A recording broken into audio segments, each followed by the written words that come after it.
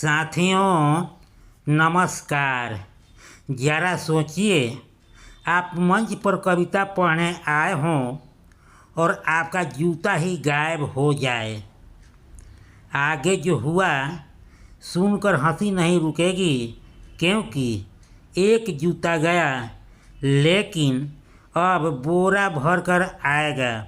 कैसे, जानने के लिए इस वीडियो को अंत तक देखना पड़ेगा। टाइटल है जूता खरीदने की नौबत।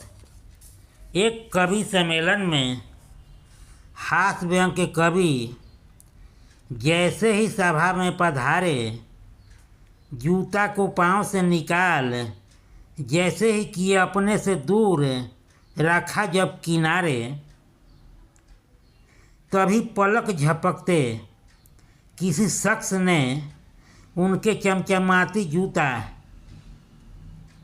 अजीब लगा नायाब, एक पल में हो गया गायब।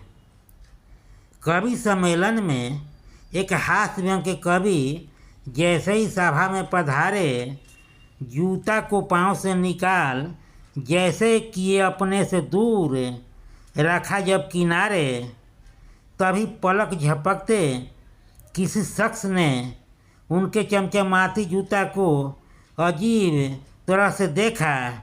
अजीब लगा उसे नायाब, एक पल में हो गया जूता गायब। यानी मुफ्त में लिया खरीद।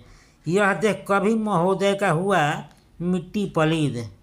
मुफ्त में लिया खरीद, यह देख कवि महोदय का हुआ मिट्टी पलीद।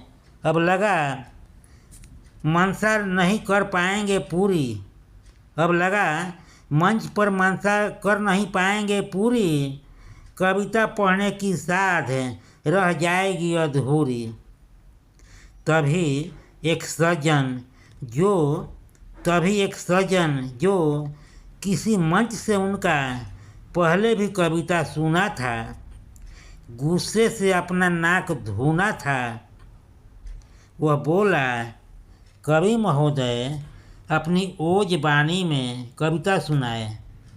कवि महोदय अपनी ओज बानी में कविता सुनाइए, हुनर दिखलाइए।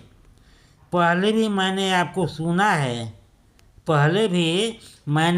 सुना है। उस हिसाब से श्रोतागण इतना न जूता चप्पल चलाएगा। एक गया तो क्या हुआ, वो झोला में नहीं बोरा में आपके घर जाएगा। कई पीढ़ियों तक खरीदने की नौबत कभी नहीं आएगा। कंटेंट हुआ सब समाप्त। एक बेहद ज़रूरी सुझाव, आप पर किसी प्रकार का नहीं है दबाव। आपका और मेरा बना रहे मधुर व्यवहार, तो इस कॉलम को कीजिए पूरा, क्योंकि लाइक सब्सक्राइब किए बिना संबंध रह जाता है अधूरा।